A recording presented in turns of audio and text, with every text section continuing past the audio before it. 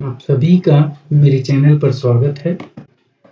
हम अपना topic business study का आगे बढ़ाते हैं और आज हम प्रबंध के सेकंड फंक्शन को, क्योंकि ये दूसरा कार्य है प्रबंध का, आज इसको करते हैं जिसका नाम है संगठन।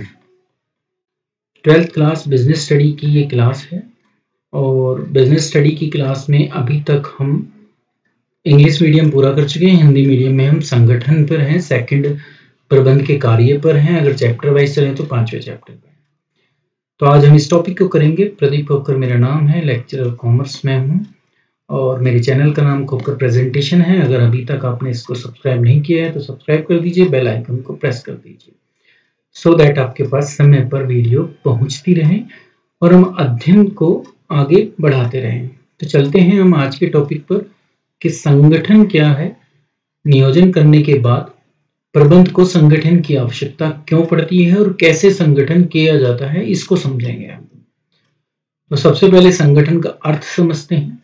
संगठन एक ऐसी प्रक्रिया है जिसमें समूहों की क्रियाओं की व्याख्या करना और उनमें सत्ता संबंधों को स्थापित करना।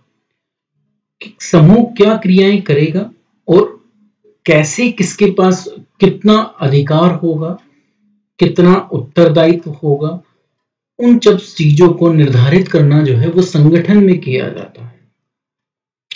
संगठन निश्चित रूप से मानवीय प्रयासों में सामंजस्य स्थापित करने, संसाधनों को जोड़ने तथा दोनों को एकत्र करने में लागू होता है।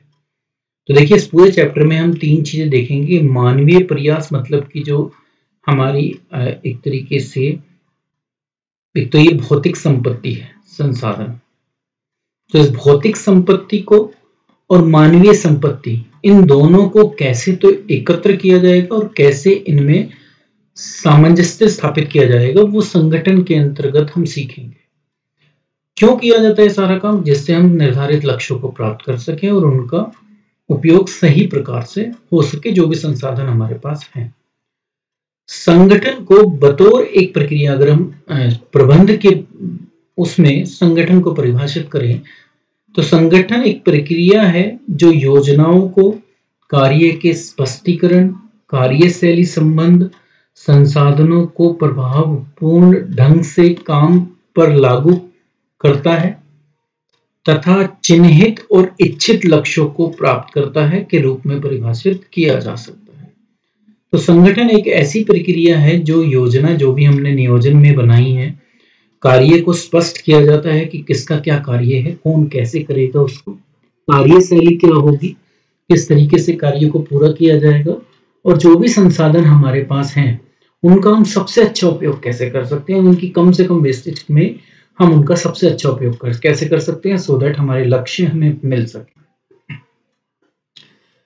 अगर परिभाषाएं की बात करें तो लुइस एलन ने कहा है कि संगठन एक प्रक्रिया है जो कार्य को समझने, वर्गीकरण करने, अधिकार अंतरण, जिसको हम आगे डेलीगेशन के रूप में पढ़ेंगे, को परिभाषित करने और मनुष्य को अत्यधिक कार्य कुशलता के साथ लक्ष्यों की प्राप्ति हेतु करने के लिए संबंध स्थापित करता है। तो मनुष्य को किसी के पास भी ज्यादा काम ना हो, जो जिसकी कुशलता है उसके अनुसार उसे काम मिले और हम लक्ष्य को प्राप्त कर सकें, वो प्रक्रिया क्या कहलाती है? संगठन कहलाती है। एक और डेफिनेशन जो थियो हेमन ने दी है, वो कहते हैं कि संगठन एक ऐसी प्रक्रिया है जिसके द्वारा उपक्रम के कार्यों को परिभाषित और वर्गीकृत किया जाता है। उपक्रम का मतलब बिजनेस, तो उसके कार्यों को परिभाषित भी किया जाएगा, वर्गीकृत भी किया जाएगा और उन्हें विभिन्न व्यक्तियों को सौंपकर दूसरों को सौंपने की प्रक्रिया, मानव वाला, ठीक है। उनके अधिकार संबंध, उनके बीच में क्या अधिकार होंगे, कौन किसका अधिकारी होगा और कौन किसका सबऑर्डिनेट होगा, वो रिलेशन भी वहां पर स्टेब्लिश किए जाते हैं ऑर्गेनाइजेशन के अंदर ही। तो पूरी चेन इसमें बनाई जाती है। तो ये इसका अर्थ था। अब आगे चलते हैं और देखते हैं कि संगठन की प्रक्रिया क्या है। देखिए, मैंने आपको पहले भी बताया था नियोजन में भी कि प्रक्रिया बहुत इंपॉर्टेंट है। तो नियोजन की प्रक्रिया हम पढ़ चुके हैं, अब हम संगठन की प्रक्रिया पढ़ते हैं। प्रक्रिया के ऊपर एक 6 मार्क्स का क्वेश्चन कंफर्म आएगा। अब कौन सी प्रक्रिया पर आएगा ये तो निर्धारित नहीं है, पर आएगा जरूर। तो हम संगठन की प्रक्रिया को पढ़ते हैं, जो शायद सबसे छोटी प्रक्रिया है। तो सबसे पहले हमें पहचान करनी होती है कि क्या हमें करना है, और फिर कार्य को विभाजित किया जाता है छोटे छोटे भागों में, सो दैट कोई भी ओवरबर्डन ना हो, किसी को ज्यादा कार्य ना मिल जाए, और जो है कोई भी अपने काम से बच ना पाए। मतलब कि जो जिसकी योग्यता है उस योग्यता के अनुसार और जिस कार्य पर उसको रखा गया है, ठीक है, उस कार्य के अनुसार वो काम कर सके। तो कार्य को छोटे छोटे भागों में बांटकर विशिष्टीकरण लाकर हम आगे बढ़ते हैं। तो सबसे पहले हमें पहचानना होता है कि क्या क्या कार्य हैं कंपनी के अंदर, और फिर उनको छोटे छोटे भागों में हम बांटते हैं। फिर विभागीकरण किया जाता है, जिसको डिपार्टमेंटलाइजेशन कहते हैं। छोटे छोटे कार्यों के जो सेम एक जैसे कार्य होते हैं, जिनकी प्रकृति एक जैसी होती है, ठीक है। अब जैसे जो उत्पादन से संबंधित जितनी भी क्रियाएं हमने छोटे छोटे भागों में बांटी हैं, जो उत्पादन से संबंधित हैं, उन सबको इस विभाग के अंदर, जिसको हम उत्पादन विभाग या प्रोडक्शन डिपार्टमेंट कहेंगे, तो वो विभाग के अंदर एकत्रित कर दी जाती है। इसी को हम क्या कहते हैं, विभागीकरण कहते हैं, ठीक है। तो काम को छोटे छोटे विभागों में बांटा, फिर सेम नेचर के, सेम प्रकृति के जो कार्य हैं उनको एक विभाग में दे दिया जाता है, उसको विभागीकरण कहते हैं। फिर कर्तव्यों को आवंटन किया जाता है या निर्धारण किया जाता है, ठीक है। तो फिर नेक्स्ट जो स्टेप होता है वो कर्तव्य होते हैं कि किसको क्या कार्य करना है, तो उनकी रिस्पॉन्सिबिलिटी उनको दे दी जाती है कि आप क्या काम करेंगे। तो हर व्यक्ति को उसका कार्य समझा दिया जाता है, ठीक है। तो उसको कहा जाता है कर्तव्यों का आवंटन। जिस व्यक्ति को जो कर्तव्य दिए गए हैं, जो उत्तरदायित्व जिसे दिया है, उसके अनुसार उसको जो है हमें क्या देनी होती है, अधिकार भी देने होते हैं। तो फिर रिपोर्टिंग स्टैंडर्ड या रिपोर्टिंग रिलेशंस स्थापित कर दिए जाते हैं। तो इसको जब हम हिंदी में पढ़ते हैं और इंग्लिश में पढ़ते हैं तो हम कहते हैं अथॉरिटी, भले एक तरीके से रिपोर्टिंग रिलेशन स्टैब्लिश करने होते हैं, तो अथॉरिटी और रिस्पॉन्सिबिलिटी के बीच में रिलेशनशिप स्टैब्लिश कर दिया जाता है। मतलब ये है कि कौन किसका अधिकारी है,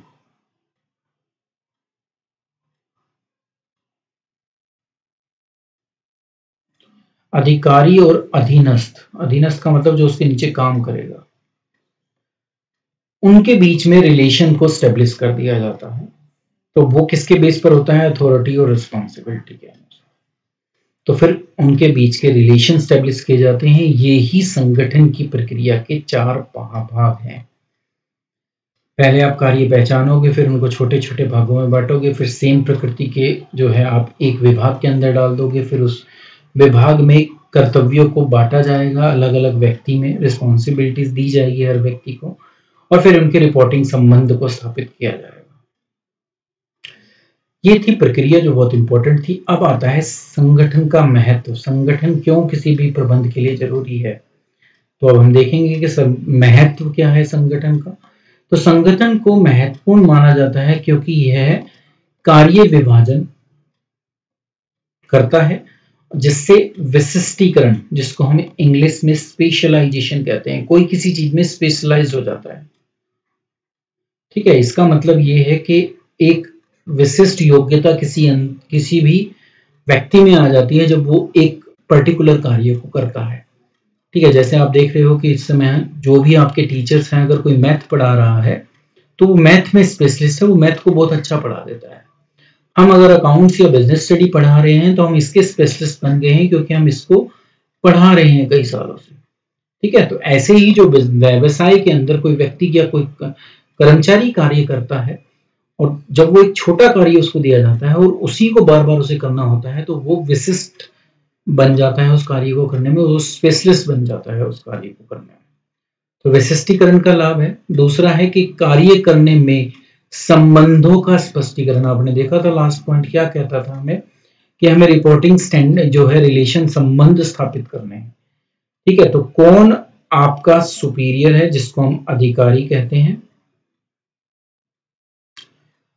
और कौन उसके अधीनस्थ है, मतलब कि कौन उसके अंतर्गत काम करेगा, वो हम स्टेब्लिश कर देते हैं। तो फिर स्पष्टीकरण हो जाता है कि इन दोनों के बीच में क्या संबंध है। मिस्टर एक्स जो है मिस्टर वाई का अधिकारी है, तो वाई को किसको रिपोर्ट करना है, एक्स को। एक्स को किसको डायरेक्शन देनी है, वाई को। तो इनके संबंध क्लियर हैं, तो उस वजह से संबंध स्पष्ट हो जाते हैं इसके अंदर। संसाधनों का हम सबसे अच्छा उपयोग करते हैं, कोई कार्य 2 बार नहीं होगा, क्लियरिटी है तो वेस्टेज नहीं होगी। तो एक तो रिपीटेशन बचती है और एक वेस्टेज बचती है, तो जिससे संसाधनों का हम अनुकूलतम उपयोग कर पाते हैं। फिर अगर परिवर्तन हो तो उसके अकॉर्डिंग मैं अपने आप को एडजस्ट कर लूंगा। आपने पढ़ा है कि व्यावसायिक वातावरण जो है क्या होता है, परिवर्तनशील है, वो कभी स्थिर नहीं हो सकता। तो अगर संगठन में स्पेशलिस्ट लोग हैं जो उस कला को समझते हैं, तो अगर कोई चेंज भी होता है किसी भी टाइप का, जिस भी फील्ड में होता है, तो वो उसके अकॉर्डिंग अपने आप को ढाल सकते हैं। तो परिवर्तनों के साथ अनुकूलन लाने में भी मदद करता है संगठन। प्रभावी प्रशासन हो जाता है ऑब्वियसली जब सारी चीजें क्लियर होंगी आपको कि किसको क्या काम करना है और किसको रिपोर्ट करना है, तो जो मैनेजर होगा उसका काम इजी हो जाएगा उतना ही, तो वो प्रशासन को प्रभावी बना सकता है। फिर है कि कार्मिकों का विकास। कार्मिक का मतलब कर्मचारी है, अगर इस शब्द का आप मीनिंग समझो तो इसका मतलब है कर्मचारी। तो कर्मचारी जो होते हैं हमारे, उनका विकास हो जाता है क्योंकि वो एक काम को करने में स्पेशलिस्ट बन जाते हैं, तो उस कार्य में परफेक्ट हो जाते हैं, तो उनका अपना विकास हो जाता है बार बार किसी कार्य को करने में। तो हम इस समय अकाउंट स्पेशलिस्ट या बिजनेस स्टडीज स्पेशलिस्ट हैं, ठीक है। तो कार्मिकों का विकास हो जाता है। और फिर संगठन का है, संगठन का भी विकास होता है और विस्तार होता है। तो हम एज एक संगठन आगे बढ़ जाते हैं और उस लेवल पर पहुंच जाते हैं जहां हम पहुंचने की कोशिश कर रहे हैं, अपने उद्देश्यों को प्राप्त करने की कोशिश करते हैं। तो इस तरीके से हमारे संगठन का भी विकास और विस्तार हो जाता है। विकास का मतलब आगे बढ़ना, विस्तार का मतलब जब हम फैलाव करते हैं, नए काम को शुरू करते हैं। तो संगठन अगर प्रॉपर वे में हो तो हम किसी भी प्रकार के विकास या विस्तार को आसानी से एडजस्ट कर लेंगे, उसके अकॉर्डिंग अपने आप को ढाल लेंगे। नेक्स्ट जो टॉपिक आता है वो आता है संगठनात्मक ढांचा, ऑर्गेनाइजेशनल स्ट्रक्चर, जो बहुत बार पूछा जाता है और 3 to 5 मार्क्स का इसका क्वेश्चन आता ही आता है। किस रूप में आएगा ये नहीं कह सकता, 2 ढांचे हैं। संगठनात्मक ढांचा एक रूपरेखा है जिसके अंतर्गत प्रबंधकीय और संचालन जो कार्य होते हैं उनको पूरा किया जाता है, ठीक है। तो इसको संगठनात्मक ढांचा कहा जाता है। संगठन ढांचा एक अनिवार्य माध्यम है तथा अनुपयुक्त ढांचा व्यवसाय की कार्य निष्पत्ति को भयंकर हानि पहुंचा सकता है या इसे समाप्त कर सकता है। तो आप समझिए कि संगठन का जो ढांचा है वो बहुत जरूरी है। अगर हम उसको ढंग से ना बनाएं, उस ढांचे का जो स्ट्रक्चर है अगर वो ढंग से तैयार नहीं किया, तो व्यवसाय को भयंकर हानि हो सकती है या उसको व्यवसाय को समाप्त भी कर सकता है। तो आगे सीखेंगे कि ढांचा कैसे बनाया जाता है। संगठन ढांचा बतौर एक रचना, इसके अंतर्गत प्रबंधकीय तथा संचालन संबंधी कार्यों को निष्पादित किया जाता है या निष्पादन उनका किया जाता है। तो संगठन ढांचे को बतौर एक रचना जिसके अंतर्गत प्रबंधकीय और संचालन संबंधी कार्यों का निष्पादन किया जाता है, उस रूप में हम समझ सकते हैं कि संगठन का ढांचा जो होता है वो एक ऐसी रचना होती है जिसके थ्रू हम जितने भी मैनेजमेंट के काम हैं उनको पूरा करते हैं और मैनेजमेंट को चलाते हैं, संचालन करते हैं। मानवीय जो इंसानों से संबंधित है, जो कर्मचारी काम कर रहे हैं। भौतिक जो हमारे संसाधन है, जैसे मशीनरी हो गई, बिल्डिंग हो गई, फर्नीचर हो गया, ये भौतिक संसाधन है। वित्तीय संसाधन का मतलब पैसा।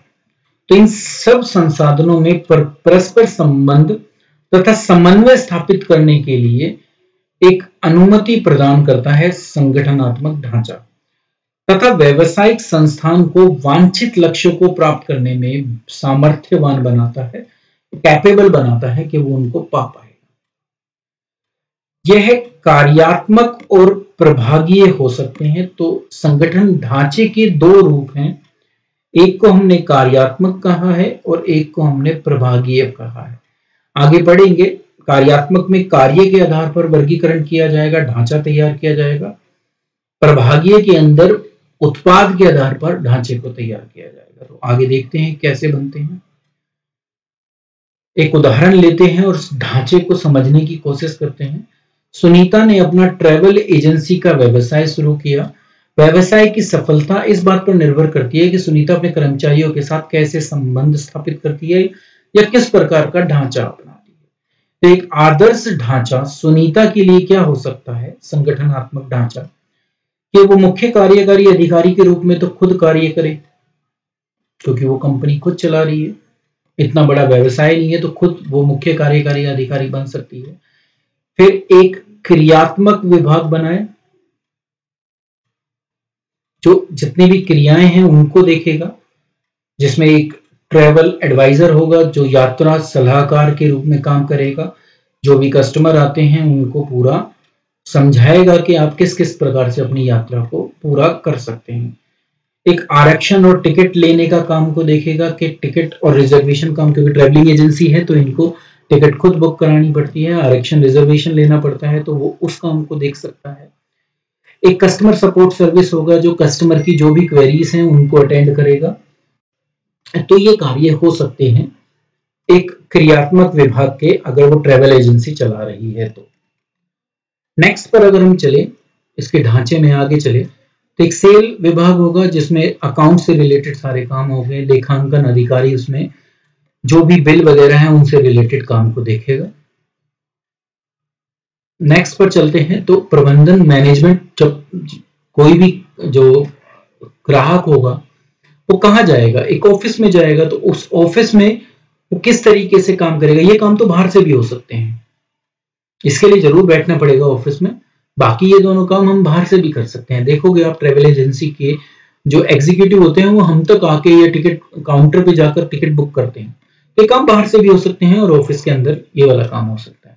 प्रबंधन का काम सारा ऑफिस के अंदर ही होता है।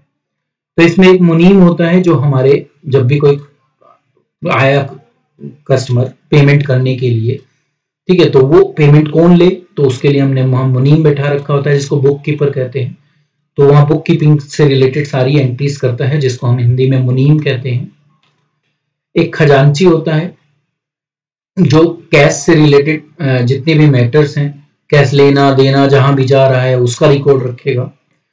और एक होता है उपयोगी कर्मी, जिसमें हम जो है जितने भी क्लास 4 वगैरह जितने भी लोग जो उस ऑफिस को चलाने में हेल्प कर रहे हैं उनको हम उपयोगी कर्मी के नाम से जानते हैं। तो इस तरीके से वो ढांचा तैयार कर अपने उस संगठन को, अपने उस व्यवसाय को ऊंचाइयों तक पहुंचा सकती है।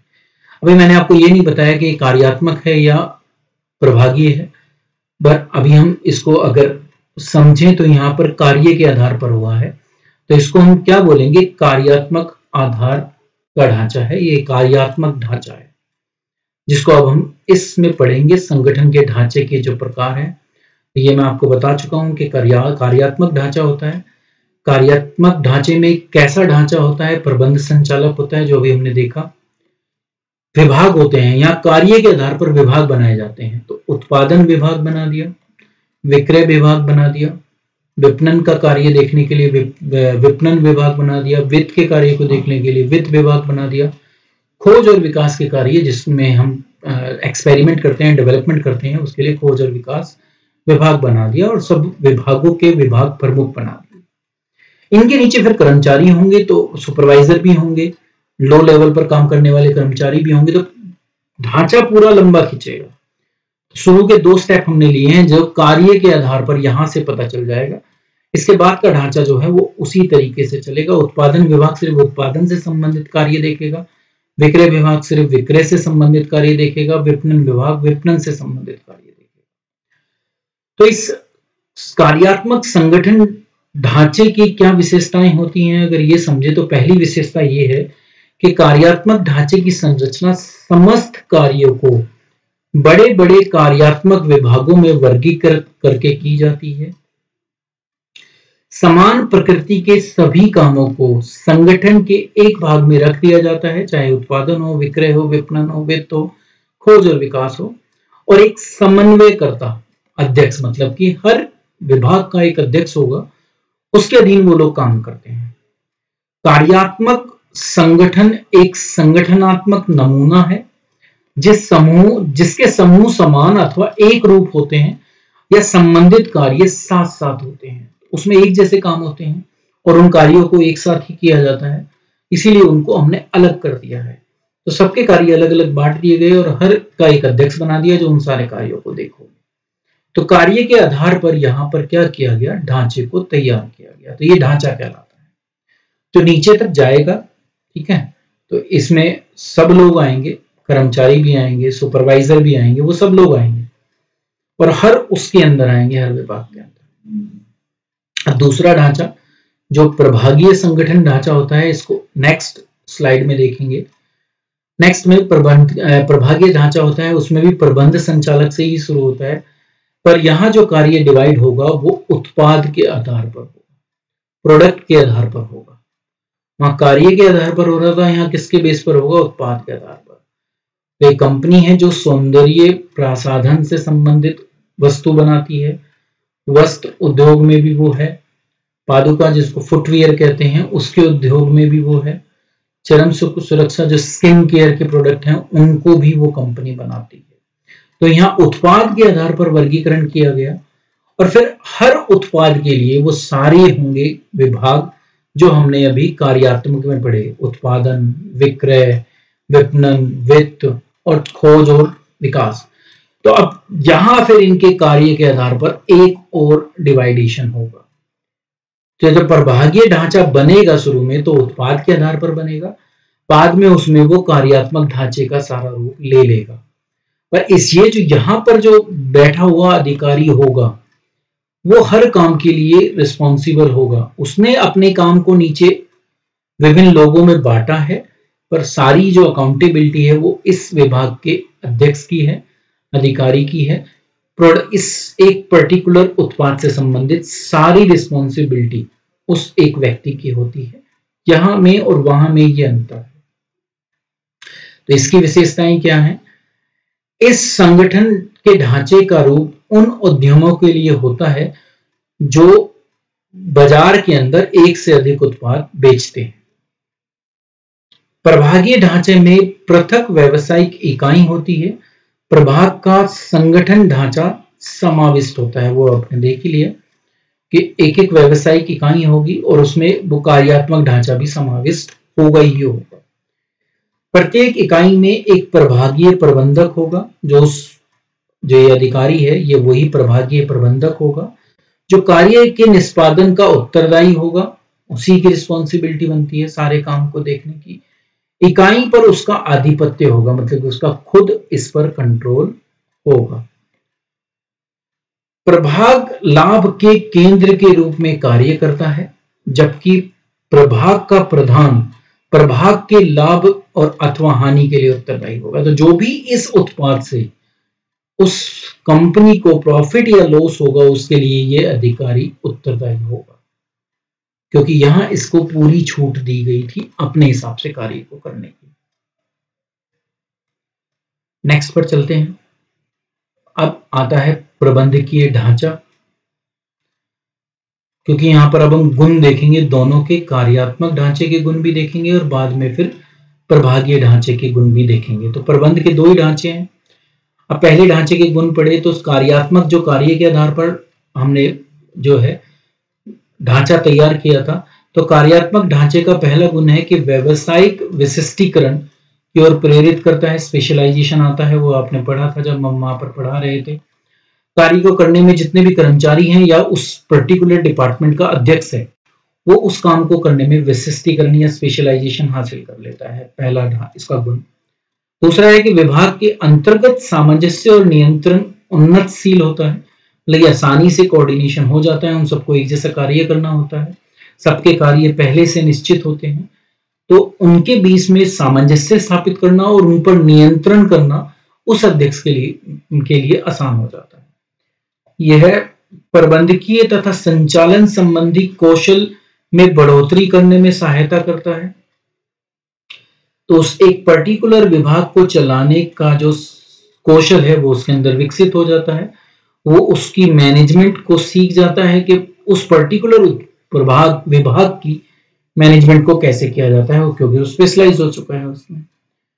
पुनरावृत्ति नहीं होती, कोई काम दोबारा नहीं हो सकता, क्योंकि सबके पहले से कार्य निर्धारित हैं और उसी काम को करना है जो कार्य उनको दिया गया है। सभी कार्यों को पूर्णतः ध्यान दिया जाता है, क्योंकि काम ही वो देखने हैं, उनको लिमिटेड कार्य है, तो वो अपने सभी कार्यों को पूरी तरह से अपने कंट्रोल में पूरा करवा सकते हैं। यह कर्मचारियों के प्रशिक्षण को आसान बनाता है, ट्रेनिंग देना आसान है, क्योंकि एक ही कार्य की ट्रेनिंग देना है तो इतना मुश्किल कार्य नहीं होता। तो ये थे कार्यात्मक ढांचे के गुण। अब अगर हम प्रभागीय ढांचे के गुण पढ़े तो पहला गुण ये है उसके अंदर के प्रभाग अध्यक्ष की उत्पाद विशेषीकरण उसकी प्रवीणता को विकसित करती है। तो वो देखो यहां पर एक कार्य में विशिष्टीकरण आ रहा था, यहां पूरे प्रोडक्ट में विशिष्टीकरण, मतलब सारे कार्य करना सीख जाते हैं, तो वहां उनका एक पूरे उत्पाद पर विशिष्टीकरण आ जाता है। सारे काम उस उत्पाद से रिलेटेड, चाहे वो उत्पादन से संबंधित हो, विक्रय से संबंधित हो, वित्त से संबंधित हो, ठीक है, जिस भी प्रकार के कार्य हैं उन सब में वो विशिष्टीकरण हासिल कर लेता है ओवरऑल। प्रभाग जो अध्यक्ष होता है वो लाभ के लिए जवाबदेही होता है। ये इसका फायदा है कि भाई अगर लाभ नहीं हुआ तो आप रिस्पॉन्सिबल हो। यहाँ वो रिस्पॉन्सिबिलिटी सेटअप करना थोड़ा मुश्किल काम है, क्योंकि मुझे सिर्फ उत्पादन का कार्य देखना था, मैंने अपना कार्य पूरा किया, अब संगठन को फायदा हुआ नहीं हुआ वो मेरी गलती नहीं। तो यहाँ आप रिस्पॉन्सिबिलिटी शायद सेटअप उतने आसानी से ना कर पाओ, यहाँ वो कर पाओ। एक स्वायत्त या स्वतंत्र इकाई के रूप में वो काम करता है, तो निर्णय लेना आसान हो जाता है, क्योंकि उसे ही उस उत्पाद से संबंधित हर प्रकार के निर्णय लेने हैं। तो निर्णय लेने में आसानी होती है, तीव्रता आती है, लचीलापन आता है और पहल करने की प्रोत्साहन उसे मिलता है, क्योंकि उसको पूरा वो लाभ के लिए उत्तरदायी है, तो उसके लिए उसको पूरी आजादी है, वो अपने हिसाब से काम को पूरा कर सकता है। अगर कोई भी नई उत्पादन इकाई व्यवसाय प्रारंभ करना चाहता है तो उसको करना बहुत आसान है, क्योंकि प्रभाग प्रधान को या कर्मचारियों को सिर्फ नियुक्त करना है, बाकी सारा काम तो वो कर सकते हैं, क्योंकि वो प्रोडक्ट, वो उत्पाद बाकी उत्पादों से बिल्कुल अलग है। तो किसी भी नए प्रोडक्ट को दोबारा लॉन्च करना यहाँ पर आसान है, यहाँ पे आपको सारे लोग अलग अलग विशिष्टीकरण में लेने पड़ेंगे। यहाँ बहुत आसान है उत्पादन की नई इकाई लगाना, यहाँ पर आपको मेहनत करनी पड़ती है। तो ये गुण थे। अब इनकी जो कमियां हैं या लिमिटेशन हैं उनको पढ़ लेते हैं। तो सबसे पहले हम पढ़ेंगे कार्यात्मक ढांचे के दोष।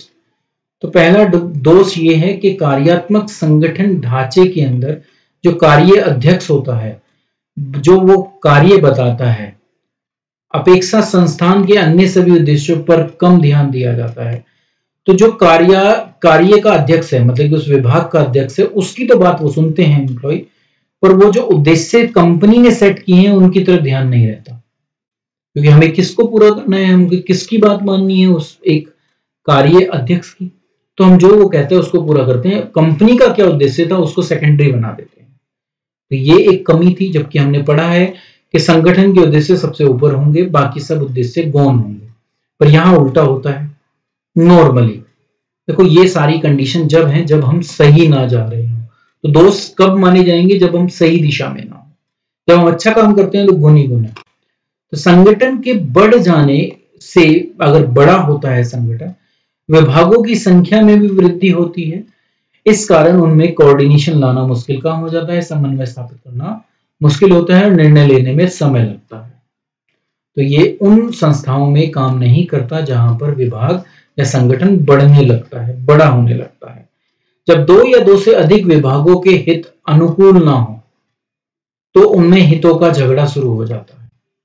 इसको आप इस तरीके से समझ सकते हैं कि प्रोडक्शन डिपार्टमेंट को सेल्स डिपार्टमेंट कहता है या वित्त डिपार्टमेंट कहता है कि अभी आपको थोड़ा जो है जो वित्त है वो उतना ज्यादा नहीं है, तो आपको संसाधनों का सही ढंग से उपयोग करना है, मिनिमाइजेशन ऑफ कॉस्ट पर ध्यान दीजिए और थोड़ा लो क्वालिटी कह सकते हैं कि भाई वित्त नहीं है तो आप क्वालिटी को थोड़ा लो रॉ मटेरियल परचेज करो।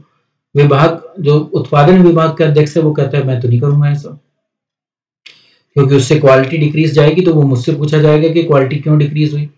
तो आपस में इनके हित टकरा रहे हैं क्योंकि उसके पास पैसा नहीं है देने के लिए उतना, और वो प्रोडक्ट की क्वालिटी को लो नहीं कर सकता।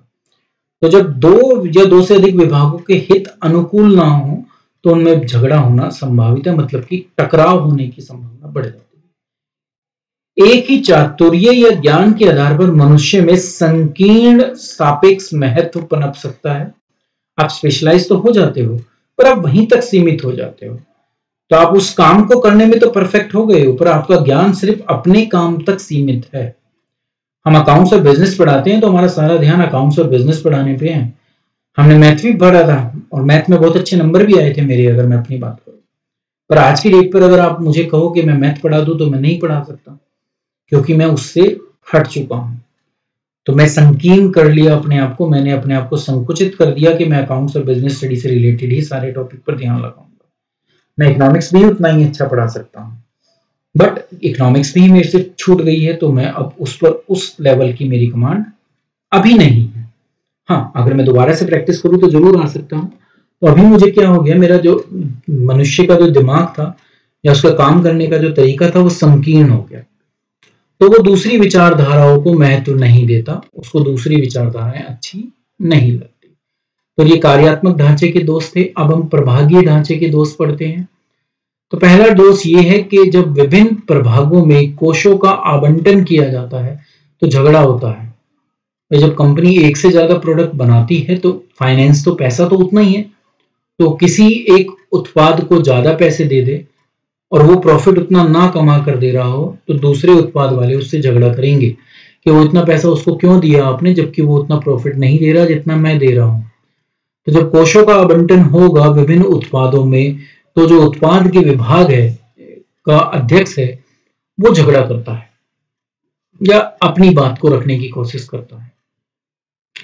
इसमें काम की बार बार दोहराई हो जाने की लागत मूल्य बढ़ सकता है। दोहराई का मतलब यह है कि उत्पादन विभाग हर उत्पाद में होगा, जैसे अभी हमने पढ़ा था कि प्रसाधन में भी होगा, ठीक है, कपड़े वाले में भी होगा, जो फुटवियर है उसमें भी होगा, जो स्किन वाले प्रोडक्ट बना रहा है उसमें भी, सब में उत्पादन विभाग होगा क्योंकि प्रभाग है। अब उस प्रभाग के अंदर कार्यात्मक आधार पे भी ढांचा तैयार है, तो उत्पादन के कार्य को अलग अलग प्रोडक्ट के अंदर अलग अलग अध्यक्ष करवा रहा है।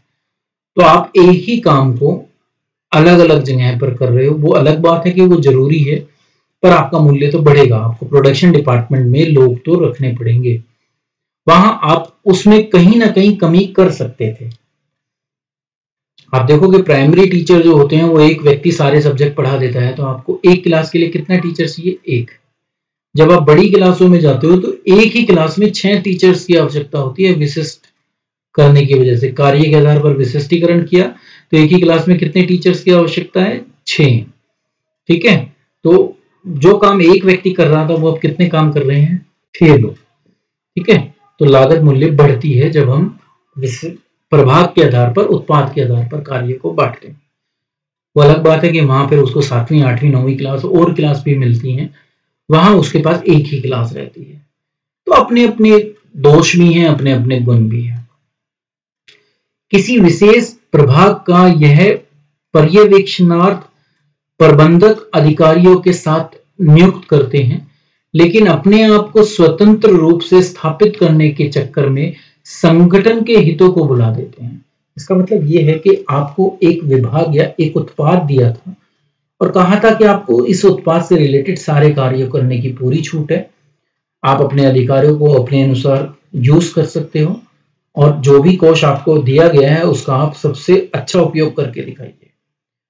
संगठन का उद्देश्य ये था कि मुझे कम से कम जो है 30% प्रॉफिट कमाना है। आप सिर्फ इसी पर लग रहे हो कि मैं अपने प्रोडक्ट को कैसे ज्यादा से ज्यादा बेच पाऊं। आपने 30% के प्रॉफिट मार्जिन को इग्नोर कर दिया और आपने अल्टीमेटली कंपनी को लास्ट में 20% मार्जिन कमा कर दिया, सेल बढ़ा दी पर कंपनी की। तो आपने स्वतंत्र रूप से सोचा और अपने आप को स्थापित करने, अपने आप को बेटर दिखाने के लिए आपने कहा देखो मैं सेल बढ़ा पा रहा हूं तो मैं प्रोडक्ट को ज्यादा बेच पा रहा हूं, दाम कम कर दिए, ठीक है, या कोई भी और भी कारण हो सकता है। तो आप अपने आप को अच्छे दिखाने के चक्कर में संगठन के सामूहिक उद्देश्य को गौण कर देते हो, दूसरे नंबर पर ले आते हो, जिससे संगठन के जो उद्देश्य हैं वो पूरे नहीं हो पाते। तो ये प्रभागीय ढांचे के कुछ दोष थे। अब आता है कि कौन सा ढांचा कहाँ उपयुक्त है। तो अगर कार्यात्मक ढांचे की बात करें तो ये उन संस्थानों में अति उपयुक्त है जिनका आकार बहुत बड़ा है पर वहां पर क्रियाएं या उत्पाद जो हैं, क्रियाओं में तो विविधता है, संचालन में उच्च कोटि के विशिष्टीकरण मतलब स्पेशलाइजेशन की जरूरत है। तो क्रियाओं के आधार पर आप बांट दो, संगठन बड़े होने चाहिए। देखो आप किराने की दुकान के अंदर इनमें से कोई सा भी ढांचा नहीं अपनाओगे क्योंकि वहां पर आपको 2 या 3 मैक्सिमम लोग चाहिए, तो वो आप अपने आप ही मैनेज कर लोगे। वहां पर किसी भी प्रकार का ये ढांचा तैयार करने की जरूरत नहीं होती, ना वहां प्रोडक्शन डिपार्टमेंट का हेड बनाया जाता, ना सेल्स डिपार्टमेंट का। तो आकार बड़ा होना चाहिए, क्रियाओं में विविधता होनी चाहिए, क्रियाओं में उत्पादन, विक्रय, ठीक है, वित्त, इस प्रकार की, और संचालन के लिए विशिष्टीकरण की जरूरत है, तो आप इसको यूज कर सकते हो। प्रभागीय ढांचा कहाँ यूज होता है? तो ये उन इकाइयों के लिए उपयुक्त होता है जहां पर विभिन्न प्रकार के उत्पादों का उत्पादन होता है और बड़ी भारी मात्रा में होता है। तो फिर आपको प्रभागीय ढांचे को ही मानना पड़ेगा या अपनाना पड़ेगा। तो उत्पादों में विविधता है तो आप प्रभागीय ढांचे की तरफ जाइए, क्रियाओं में विविधता है तो आप कार्यात्मक ढांचे की तरफ जाइए। आप कार्यात्मक ढांचे और प्रभागीय ढांचे की तुलना कर लें, मतलब कि इनका डिफरेंस समझ लें, ठीक है, कंपैरिजन कर लें। तो आधार कार्यात्मक ढांचा, प्रभागीय ढांचा। सबसे पहला आधार रचना कैसे बनता है। तो रचना जो होती है यहाँ पर किसके आधार पर होगी? कार्यों के आधार पर।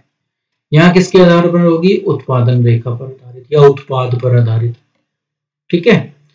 स्पेशलाइजेशन किसमें आता है? तो कार्य का विशिष्टीकरण हो जाता है यहाँ पर, और यहाँ उत्पाद का विशिष्टीकरण हो जाता है। यहाँ प्रोडक्ट में स्पेशलाइजेशन आता है। उत्तरदायित्व, किसी भी विभाग पर उत्तरदायित्व निर्धारित करना कठिन होता है, यहाँ पर निष्पादन के लिए उत्तरदायित्व निर्धारित करना सुगम होता है क्योंकि उस प्रभाग के अध्यक्ष को ही आपने उत्तरदायित्व उस पूरे विभाग का दिया हुआ है, उस उत्पाद का दे रखा है, तो यहाँ पर उत्तरदायित्व निर्धारित करना आसान है। लागत, यहाँ लागत कम आती है क्योंकि पुनरावृत्ति नहीं होती, तो इस वजह से ये मितव्ययी रहता है। यहाँ पर पुनरावृत्ति होने की संभावना ज्यादा होती है, इसलिए महंगा होने के या पैसे ज्यादा लगते हैं इस वाले काम में। कोऑर्डिनेशन, सामंजस्य स्थापित करना, तो बहु उत्पादों कंपनियों के लिए कठिन होता है, नहीं कर सकते जो एक से ज्यादा उत्पाद बना रहे हो, और एक ही प्रोडक्शन डिपार्टमेंट बना दे तो बड़ा मुश्किल काम है। तो कोऑर्डिनेशन लाना अगर एक से ज्यादा उत्पाद है तो यहाँ कठिन है। यहाँ सुगम है क्योंकि यहाँ पर उत्पादों के आधार पर ही हमने विशिष्टीकरण कर रखा है, तो यहाँ पर सामंजस्य स्थापित करना ज्यादा आसान काम है। प्रबंधकीय विकास की बात करें तो यहाँ नहीं हो पाता क्योंकि आप एक ही कार्य में विशिष्टीकरण पा पाते हैं। यहाँ आप सारे कार्य देखते हैं तो इसलिए आप में प्रबंधकीय विकास आपका हो जाता है, मतलब कि आप मैनेजर बनने के लिए आगे बढ़ जाते हो, तो यहाँ पर आपका प्रबंधकीय विकास जो है वो सरल होता है। तो ये इन दोनों में अंतर था। तो आशा करता हूं कि आप ढांचा भी आसानी से समझ गए हैं और इससे रिलेटेड क्वेश्चन को पूरा कर लेंगे। एक टॉपिक और था इसमें, पर वो इस साल 2020-21 में नहीं आएगा आपके कोर्स में, तो इसलिए वो आपको नहीं पढ़ाया जा रहा। वो था फॉर्मल और इनफॉर्मल ऑर्गेनाइजेशन, तो वो टॉपिक आपके इस कोर्स में डिलीट हो चुका है, तो इसलिए वो आपको नहीं पढ़ाया जा रहा। इस साल के लिए आप इतना ही करके अपने नंबरों को सुनिश्चित कर सकते हैं। वीडियो को लाइक करना, कमेंट करना और शेयर करना ना भूलें। Thank you.